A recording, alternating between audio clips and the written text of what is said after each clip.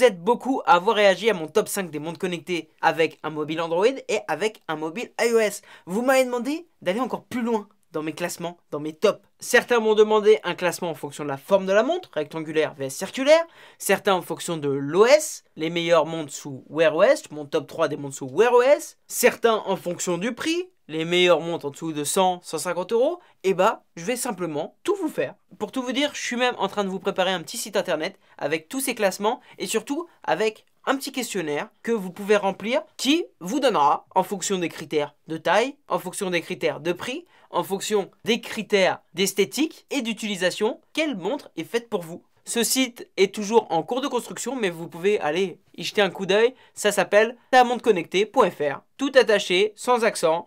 Le lien est en description. Bref, aujourd'hui, on va s'intéresser à mon classement des meilleures montres connectées rectangulaires. Pour ce classement, il n'y aura plus de distinction en fonction de si vous êtes avec un mobile Android ou si vous êtes avec un iPhone. On mélange tout, c'est le rectangulaire. Quelles sont pour moi les meilleures montres à acheter lorsqu'on veut une montre rectangulaire type Apple Watch, bien entendu. C'est sûr que l'Apple Watch sera dans le classement. Mais voilà, c'est ce design qui a été apporté et même démocratisé par Apple. Donc, lesquels choisir? C'est parti.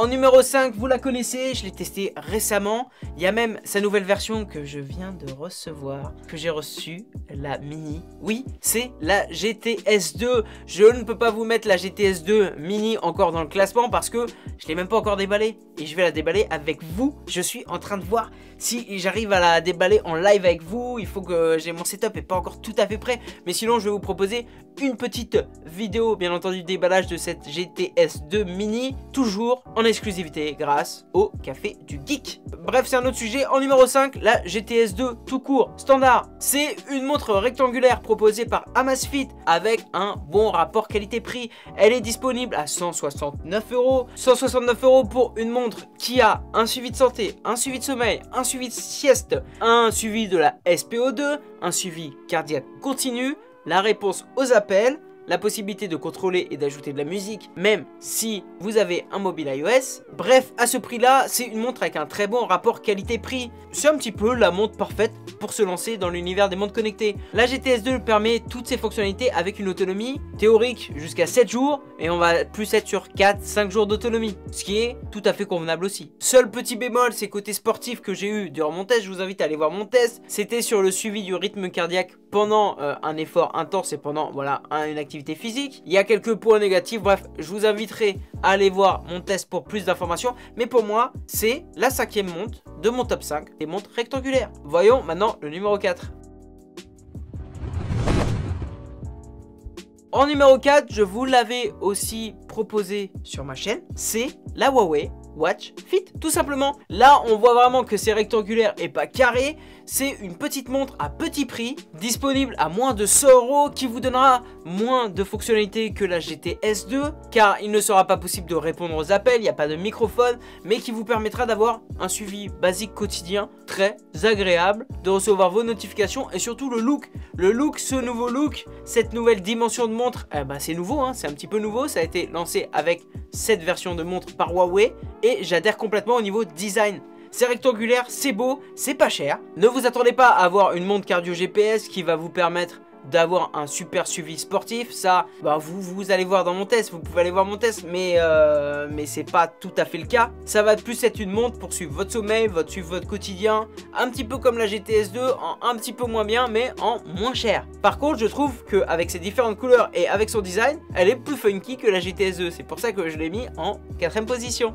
L'avantage avec cette Huawei Fit, même si elle n'a pas beaucoup de fonctionnalités, c'est qu'elle a une autonomie qui tient quand même la route. On a une autonomie annoncée de 10 jours qui en usage intense va passer plus à 6-7 jours, mais c'est tout à fait convenable d'avoir une semaine d'autonomie sur une petite montre comme ça. Voyons maintenant ce qui se trouve en 3e position.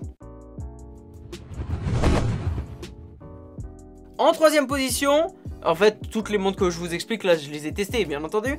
Mais là, ça va être deux montres de chez Fitbit. La Versa 3 et la Sense. Pour moi, la Sense, c'est une version un petit peu plus premium que la Versa 3. Je vous ai fait même une vidéo comparative parce qu'il va avoir des capteurs en plus qui va vous permettre d'aller un peu plus loin sur le suivi de santé. Néanmoins, au niveau du design, on est sur la même taille, on n'est pas sur les mêmes matériaux, mais on est sur le même feeling, le même esprit. C'est pour ça que je les ai mis eux deux en troisième position. C'est des montres qui ont de quoi plaire. Le système d'exploitation Fitbit va vous permettre d'avoir la possibilité de télécharger des applications tierces. Vous allez pouvoir contrôler vos applications préférées de streaming musicaux. Vous allez pouvoir avoir la réponse aux SMS. Bref, c'est des montres qui n'ont rien à envier à celles qui sont peut-être un peu plus hautes dans le classement. L'avantage par rapport aux montres qui sont en deuxième et première position, ça va être l'autonomie. Là, on est quand même sur une montre avec un système d'exploitation qui va permettre, je vous l'ai dit, des applications, qui a un système d'exploitation assez ouvert, qui vous permettra de mettre Alexa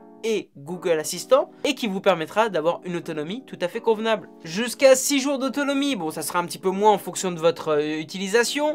Il y a le GPS intégré. Là vous allez avoir un bon compromis entre la montre avec autonomie, la montre sportive et la montre avec la possibilité d'avoir des fonctionnalités de télécharger des applications. Seul petit défaut constaté aussi sur ces montres, c'est des fois le suivi cardiaque et surtout l'application Fitbit qui a une partie un peu plus poussée mais payante premium. Ça, je sais que ça en a déçu plus d'un et du coup ça fait que ces montres ne sont pas plus haut dans le classement. Néanmoins, la Fitbit Versa 3 et la Fitbit Sense ont quand même un prix relativement élevé. 229,95 € pour la Versa 3 et 329,95 €, 100 € de plus pour la Sense. Voyons maintenant la deuxième position. En deuxième position, une de mes montres sous Wear OS, coup de cœur de l'année, l'Oppo Watch. J'aime vraiment beaucoup ce qu'a fait Oppo avec cette première montre connectée. C'est une montre qui va avoir deux formats. Moi, j'ai testé le format 46 mm et c'est celui qui m'a le plus plu au niveau du design. Avec, vous savez, ces deux bords un petit peu incurvés. Elle est vraiment très jolie. Pour moi, c'est une concurrente directe de l'Apple Watch pour Android par son format rectangulaire, par ses fonctionnalités. Sous Wear OS, vous allez pouvoir faire tout ce qu'une Apple Watch peut à peu près faire, c'est-à-dire répondre aux appels, répondre aux SMS, télécharger des applications. Voilà, vous avez le Google Store pour télécharger une multitude d'applications. Le seul bémol, ça va être comme sur l'Apple Watch, l'autonomie. Une autonomie inférieure à 2 jours, 36 heures annoncées, c'est à peu près 1 jour d'autonomie. On est, voilà, on est sur une autonomie vraiment basse. Sur le format plus petit, on sera encore plus bas, mais c'est normal parce que ça consomme. Vous allez pouvoir faire une multitude de choses avec cette montre. Pour moi, si vous êtes sous Android et que vous rêvez d'avoir une Apple Watch, c'est le choix à prendre. C'est pour ça que c'est mon top 2. Il y a eu aussi pas mal de retours d'expérience de d'autres youtubeurs que je vous invite à aller voir, notamment la vidéo de Brandon. C'est vraiment une montre qui cette année a fait bouger les choses côté Wear OS et côté montre rectangulaire pour Android. Concernant le prix de ces Oppo Watch, sur le petit format on est à peu près à 250 € et sur le grand format 329 €. Donc c'est quand même un assez beau budget, mais c'est toujours moins cher qu'une Apple Watch Series 6. Bref, voici le numéro 1. Vous l'aurez compris, mon numéro 1, mon number 1 des montres rectangulaires, des montres carrées rectangulaires, c'est bien entendu l'Apple Watch, que ce soit l'Apple Watch SE ou l'Apple Watch Series 6. Je vous ai expliqué dans ma vidéo test de l'Apple Watch SE qu'il n'y a que quelques différences au niveau des caractéristiques techniques entre les deux. On va être sur des montres au-dessus de 300 € qui peut monter en fonction de si vous prenez la version 4G, si vous prenez le format 44 mm. Bref, vous avez deux formats, vous avez beaucoup de choses que je vous ai expliqué lors de ma vidéo test de l'Apple Watch SE. C'est pour moi l'Apple Watch, voilà, c'est le leader de la montre rectangulaire, on va pas se mentir. Elle est belle, l'écran est beau, son système d'exploitation est magnifique, on va rien dire de plus. Le seul gros problème de cette montre, c'est bien entendu l'autonomie. À part ça, vous pouvez tout faire, c'est un iPhone sur poignet, c'est spectaculaire. Je le dis souvent, lorsqu'on aura la révolution de la batterie, un nouveau système de batterie qui permettra à une montre connectée, que ce soit l'Oppo ou l'Apple Watch, d'avoir 1 semaine, 2 semaines d'autonomie, on arrêtera d'avoir des téléphones, c'est sûr. Tout le monde aura des montres connectées. Il manque vraiment que ça pour atteindre la perfection. Petit bémol par rapport à l'Oppo Watch, c'est que l'Oppo Watch, même si elle s'inspire sur un design rectangulaire de l'Apple Watch, on va pas se mentir, elle a quand même changé les codes des montres connectées sous Wear OS cette année. Alors que l'Apple Watch Series 6, l'Apple Watch SE, c'est une série 4, c'est une série 5. Il n'y a pas vraiment de révolution, il n'y a pas, vous savez, ce côté al dente que j'aime bien, ce petit piment là, ce petit piment dans les épinards, il n'y a pas tout ça. C'est le point négatif avec Apple, on le sait, c'est pareil avec les iPhones, chaque année ils mettent un petit truc en plus comme ça, et disent allez tiens mange, et on achète, et j'achète. Mais bon, c'est Apple, la pomme a du mal à passer parfois. Merci d'avoir regardé cette vidéo, dites-moi ce que vous en pensez, je vous ai dit là c'était que sur le design rectangulaire.